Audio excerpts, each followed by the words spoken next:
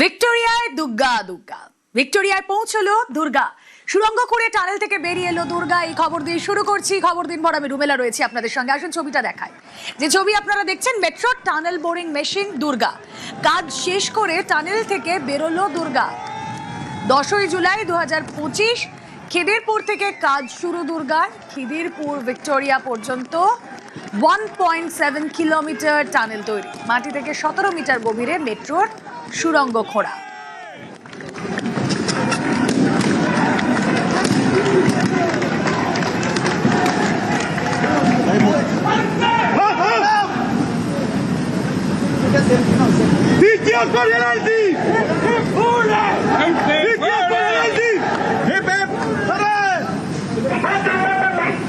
क्या बोल रहे हैं?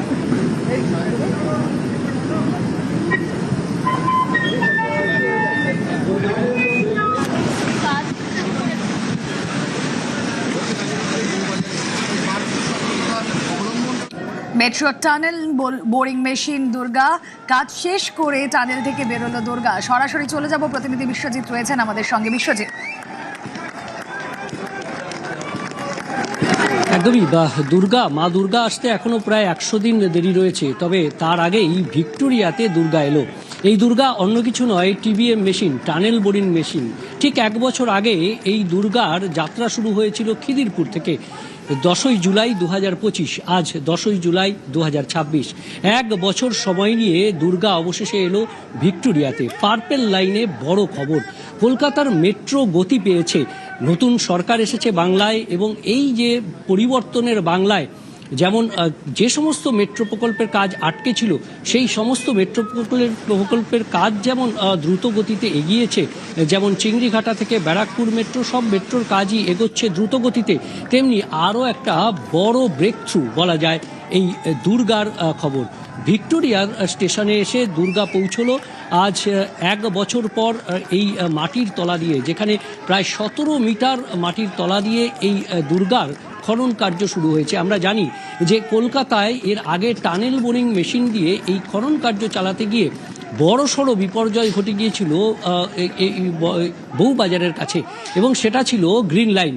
হাওড়া থেকে শিয়ালদা যে গ্রিন লাইন, সেই গ্রিন লাইনে বড় বিপর্যয় হয়েছিল। তাই রেল কর্তৃপক্ষ, মেট্রো রেল কর্তৃপক্ষ, রেল বিকাশ নিগম লিমিটেড থেকে শুরু করে ইঞ্জিনিয়াররা যথেষ্ট সতর্ক ছিলেন, এবং এই সাকসেস তাদেরকে আরও গতিতে কাজ করার জন্য এগিয়ে দিল। কারণ এখনও দুর্গার যাত্রা শেষ হয়নি, কারণ এই দুর্গা ভিক্টোরিয়া থেকে আবারও পার্ক স্ট্রিটের টানেলে গিয়ে শেষ হবে। এবং অন্যদিকে আরও একটি টানেল বোরিং মেশিন, যেটি দিব্যা, সেটি জোকার অভিমুখে, অর্থাৎ এই উল্টো দিকের অভিমুখে কাজ করছে, এবং সেই কাজও 2027 মার্চের মধ্যে শেষ হবে। অর্থাৎ সব মিলিয়ে কাজের অগ্রগতি চলেছে। এবং পার্পেল লাইন মেট্রোতে একটি বড় খবর, আজ দুর্গা এলো ভিক্টোরিয়াতে। আর এই যে 17 মিটার মাটির নিচে দিয়ে খিদিরপুর থেকে ভিক্টোরিয়া, এই যাত্রা খুব সহজ ছিল না, কারণ সেখানে ভিক্টোরিয়া মেমোরিয়ালের মতো সৌধ যেমন ছিল, তাই সতর্কতা আরও অনেক গুণ বেশি নিতে হয়েছিল।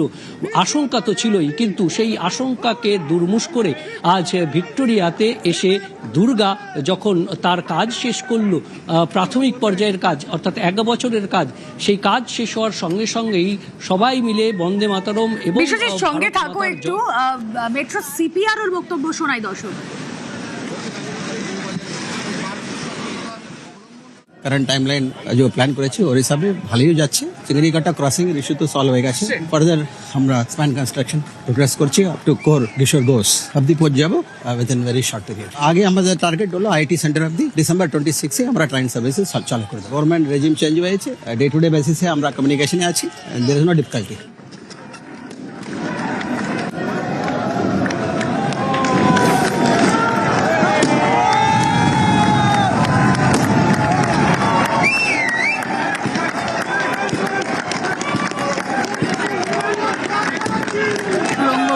টানেল থেকে বেরিয়ে এলো বোরিং মেশিন দুর্গা।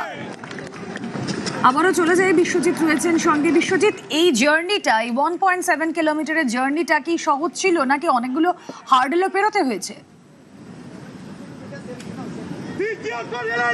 আমরা জানি যে এই পার্পেল লাইন যখন শুরু হয় জোকা থেকে যে কাজ শুরু হয়েছে ঠাকুরপুকুর থেকে এবং জোকার যে একদম কারশেড ইয়ার্ড সেখান থেকে কাজ শুরু হয়েছিল, তারপর এই খিদিরপুরে এসে এই কাজ করতে চরম বিড়ম্বনার মুখে পড়তে হয় মেট্রো রেল কর্তৃপক্ষকে। সেই সময় তৎকালীন কলকাতা পুরসভা কর্তৃপক্ষ এবং রাজ্য সরকারের চরম বিরোধিতা ছিল, কারণ এই যে প্রকল্প সেই প্রকল্পে জমি জট ছিল এবং সেই জমি জট কাটাতে কয়েক বছর সময় লেগে যায়। অর্থাৎ যে প্রকল্প অনেক আগেই শেষ হওয়ার কথা ছিল সেই প্রকল্পের কাজ শুরু হতেই অনেক দেরি হয়ে যায় এবং তারপর অবশেষে সেই শুভক্ষণ 2025-এর 10ই জুলাই তখন দুর্গার সূচনা করে। দুর্গা একেবারে খিদিরপুর থেকে যে এলিভেটেড অংশ তার থেকে এবার মাটির নিচে সুড়ঙ্গের অংশে প্রবেশ করে দুর্গা।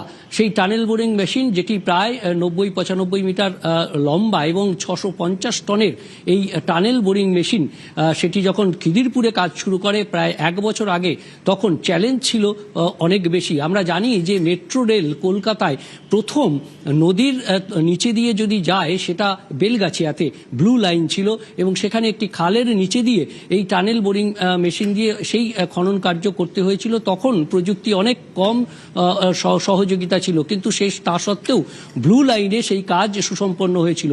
তারপর সব থেকে বড় চ্যালেঞ্জ, যেটা বিশ্বের কাছে একটা বড় উদাহরণ, যে গঙ্গা নদীর হুগলি নদীর নিচে দিয়ে গ্রিন লাইন এবং সেখানে হাওড়া থেকে যে হাওড়া স্টেশন থেকে একেবারে মহাকরণ পর্যন্ত যে স্টেশনের মাঝে একেবারে হুগলি নদীর নিচে দিয়ে এই খনন কার্য টানেল বোরিং মেশিন দিয়ে করা, সেটা একটা বড় চ্যালেঞ্জ ছিল।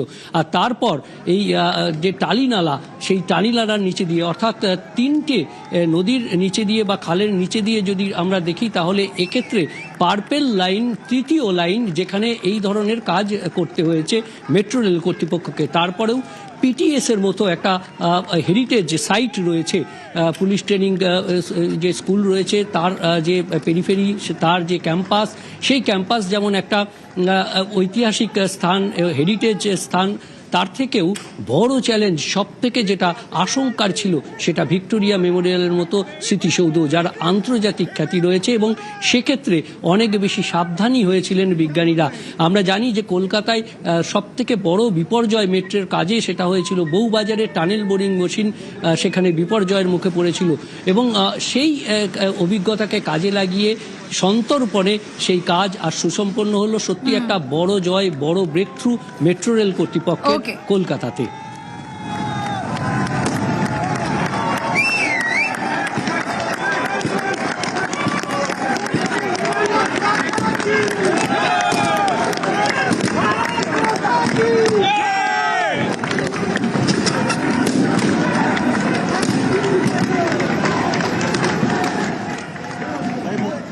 ये काम जो हमने खिदरपुर से स्टार्ट करा था और विक्टोरिया तक लाए हैं हम, 1750 मीटर की टनलिंग थी। मल्टी स्टोरी बिल्डिंग के नीचे से भी गई, नाला के नीचे से भी गई। हमने कंटिन्यूअसली मॉनिटरिंग की, सेटलमेंट को इंस्ट्रूमेंट्स लगाए कि कहीं भी सेटलमेंट परमिसिबल लिमिट से ज्यादा ना हो। हमारी दूसरी टनल TBM दिव्या भी इसको फॉलो कर रही है और वो भी उम्मीद है कि अगस्त के एंड तक अपना काम पूरा कर लेगी। हम दिसंबर 2029 का टारगेट लेके चल रहे हैं and with the supports of state government and local authorities, जिसकी अभी हमें पूरी मदद मिल रही है। वी आर होपफुल कि we will achieve our target in time.